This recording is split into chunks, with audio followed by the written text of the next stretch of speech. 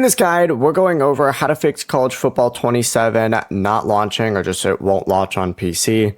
This is everything you need to know. Intro. First things first, go ahead and right click on the game's exe file, open up your properties and go to compatibility, and you need to hit run program as administrator.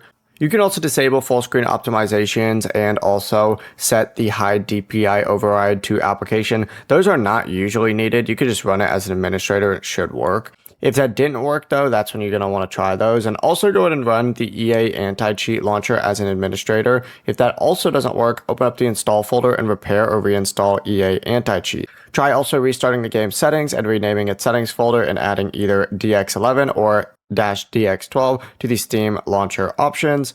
You can also update your NVIDIA or AMD graphics drivers, then go to Windows, Settings, Systems, Display, Graphics, add the game and set it to high performance.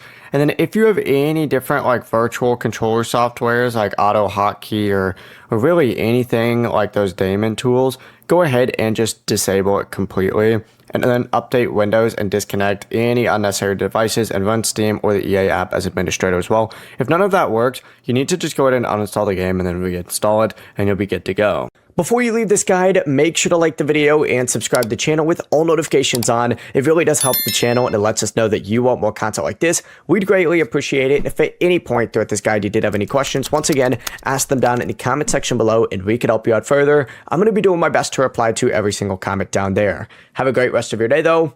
Peace.